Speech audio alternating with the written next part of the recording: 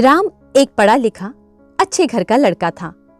अभी कुछ समय पहले ही उसकी शादी हुई थी। राम और उसकी वाइफ ने हनीमून के लिए शिमला जाने का डिसाइड किया। उन्होंने दिल्ली से शिमला ड्राइव करके जाना ही ठीक समझा। शिमला में एंट्री करते ही जोरों की बर्फ यानी स्नोफॉल शुरू हो गई।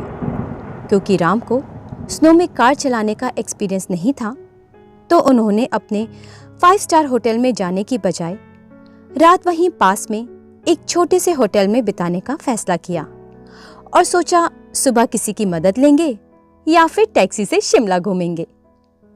अनफॉर्चुनेटली जो होटल उन्हें मिला वो बहुत ही बुरी हालत में था। क्योंकि उनके पास कोई हेल्प नहीं थी, इसलिए उन्हें मजबूरन वहां रुकना पड़ा। उन्हें काफी भूख लग रही थी, पर खाने का इंतजाम करने वाला भी होटल में कोई नहीं था। रात को ठंड में ठिठुरते हुए दोनों उस होटल के एक कमरे में सो रहे थे कि अचानक उन्हें किसी के चीखने की आवाज सुनाई दी, तो उनकी नींद खुल गई।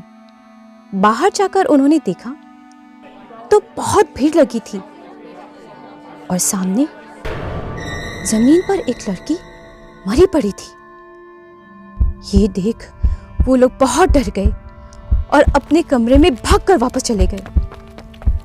यहां स्नोफॉल रुकने का नाम ही नहीं ले रही थी। वो डर के मारे रात भर सो नहीं पाए और सूरज निकलते ही होटल से चेकआउट करने जब वो फ्रंट डेस्क पर गए तो उन्हें वहां कोई नहीं दिखा। तो कैश टेबल पर छोड़ वो तेजी से मेन गेट की तरफ बढ़ने लगे, पर वहां तो ताला लगा था। उन्होंने सोचा कि शायद अभी सुबह के 5 बजे हैं, इसलिए ताला लगा है।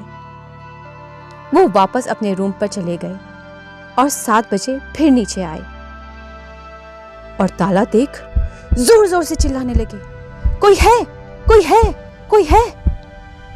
पर उन्हें वहां कोई नजर नहीं आया। सुबह के उजाले में वो होटल कोई भूतिया जगह जैसा महसूस हो रहा था। भूख प्यास से उनकी हालत और बिगड़ने लगी। उन्होंने होटल के कमरों को खटखटाना शुरू कर दिया, पर कहीं से कोई आवाज नहीं आई। अब वो और भी ज्यादा डर गए थे और जोर जोर से हेल्प के लिए चिल्लाने लगे, हेल्प, हेल्प, हेल्प। फोन का नेटवर्क भी नहीं आ रहा था। देखते ही देखते शाम हो गई। दोनों भूखे प्यासे थे।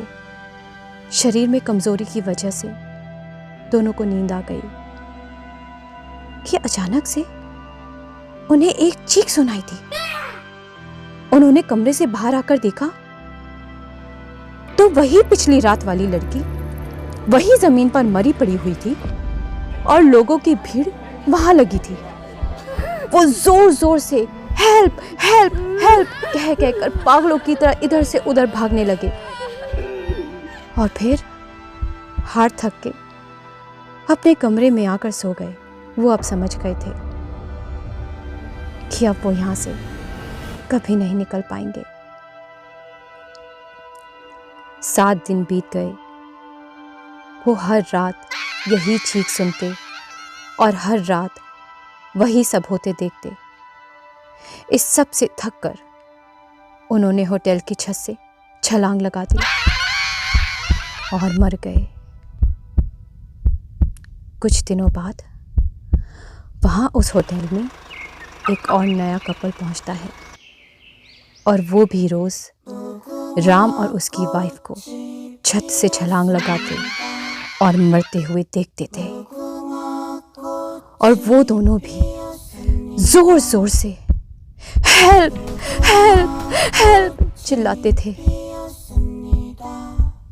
पर उनकी हेल्प के लिए कोई नहीं आता था। कोई नहीं आता था।